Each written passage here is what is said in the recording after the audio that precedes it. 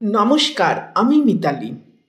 সোমবার সন্ধ্যায় red fort metro স্টেশনের কাছে একটি গাড়িতে ভয়ঙ্কর বিস্ফোরণ ঘটে। এখনও পর্যন্ত কমপক্ষে 8 জনের মৃত্যু এবং বহু আহতের খবর মিলেছে।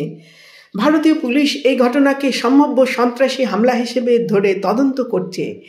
ইউএপি এর আওতায় মামলা দায়ের হয়েছে। সূত্র বলছে বিস্ফোরণে ব্যবহৃত ছিল উচ্চ ক্ষমতার বিস্ফোরক, যা পরিকল্পিতভাবে গাড়ির ভেতরে স্থাপন করা হয়েছিল। এখন পর্যন্ত দিল্লি পুলিশ 3টি দিক থেকে তদন্ত শুরু করেছে। প্রথমত, গাড়িটি কোথা থেকে এলো। দ্বিতীয়ত, বিস্ফোরণের ঠিক আগে ওই এলাকায় দেখা যাওয়া সন্দেহভাজন ব্যক্তিদের পরিচয় কী। এবং তৃতীয়ত, এর সঙ্গে কি কোনো বিদেশি গোয়েন্দা নেটওয়ার্কের যোগ আছে।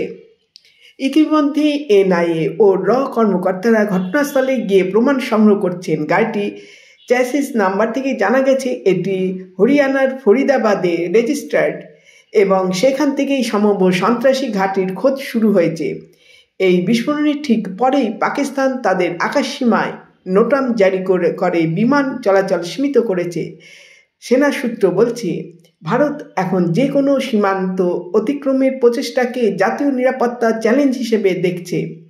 অনেক বিশেষজ্ঞের মতে দিল্লির রেড ফোর্ট হামলা মানে শুধু ঐতিহাসিক স্থানে আঘাত নয়, এটি ভারতের প্রতীকী শক্তিকে চ্যালেঞ্জ করার চেষ্টা। এখন প্রশ্ন একটাই, এই বিস্ফোরণ কি কোনো বড় সন্ত্রাসী পরিকল্পনার শুরু, নাকি ভারতের ভেতরেই কেউ দেশকে অস্থির করতে চাইছে? সব প্রশ্নের উত্তর মিলবে পরবর্তী সময়ে। নমস্কার।